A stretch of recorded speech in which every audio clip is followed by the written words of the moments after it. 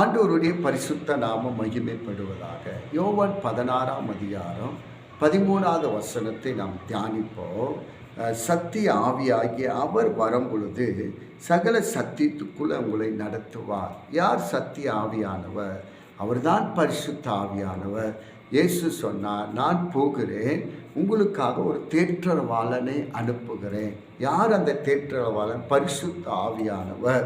பரிசுத்த ஆவியானவர் வரும்பொழுது நீங்கள் பலன் அடைகிறீர்கள் என்று வாசிக்கிறோம். இயேசு சீசர்களை பார்த்து சொன்னார், நீங்கள் எருசலேமில் போய் காத்திருங்கள் என்று சொன்னார். எருசலேமில் போய் அவர்கள் மேல் வீட்டு அறையில் காத்திருந்து ஜெபம் பண்ணினார்கள்.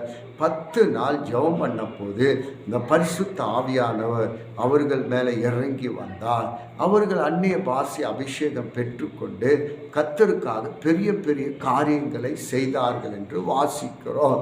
போன தேவ பிள்ளைகள், இதுவரைக்கும் நீங்கள் சத்திய ஆவியானவரை பெற்றுக்கொள்ளவில்லை என்றால் நீங்கள் பெற்றுக்கொள்ள வேண்டும். சத்திய ஆவியானவர் இல்லை என்றால் உங்களை சத்தியத்தில் நடத்த முடியாது. வேதம் சொல்லுகிறது, தாவீது சொல்லுகிறார், ஆண்டவரே வேதத்தின் ரகசியங்கள் எல்லாம் அறிந்து கொள்ள என் கண்களை திறந்தருளும் என்று சொல்லுகிறார். இப்போ உங்கள் கண்களை திறக்க யார் தேவை? பரிசுத்த ஆவியானவர் தேவை.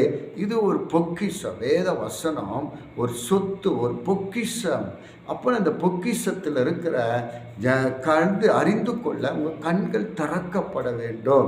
நீங்கள் அந்த பரிசுத்த ஆவியானவரை பெற்றுக்கொள்ளும் பொழுதுதான் உங்கள் கண்களை திறக்கிறவராக இருக்கிறார். இந்த பவுல் சொல்லுகிறார் பாருங்க, மகா மேன்மையான மகத்துவம் என்னதென்று நீங்கள் அறியும்படிக்கு அவர் உங்களுக்கு பிரகாசம் உள்ள மனக்கண்களை கொடுக்க வேண்டும் என்று, பிரகாசம் உள்ள மனக்கண்களை கொடுக்க வேண்டும் என்று வேண்டிக் கொள்ளுகிறேன் என்று சொல்லுகிறார். இப்போனா பிரகாசம் உள்ள கண்கள் திறக்கப்பட வேண்டும்.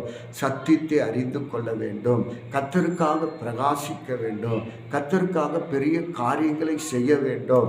ஏதோ சபைக்கு வருகிறோம் போகிறோம் மட்டுமல்ல, நாம் கர்த்தருக்காக பிரகாசிக்க முடியும். எப்பொழுது பிரகாசிக்க முடியும்? இந்த பரிசுத்த ஆவியானவரை, சத்திய ஆவியானவரை பெற்றுக்கொள்ளும் பொழுது உங்களை கொண்டு கர்த்தர் பலத்த காரியங்களை செய்வார். பெரிய பெரிய காரியங்களை செய்வார். தேவ ராஜ்யம் கட்டப்படும். தேவ ராஜ்யம் விருத்தி ஆகும். இந்த நாட்களில் இதுவரைக்கும் நீங்கள் பரிசுத்த ஆவியானவரை பெற்றுக்கொள்ளவில்லை என்றால் பெற்றுக்கொள்ளுங்கள். கர்த்தர் உங்களை கொண்டு பலத்த காரியங்களை செய்வாராக. God bless you.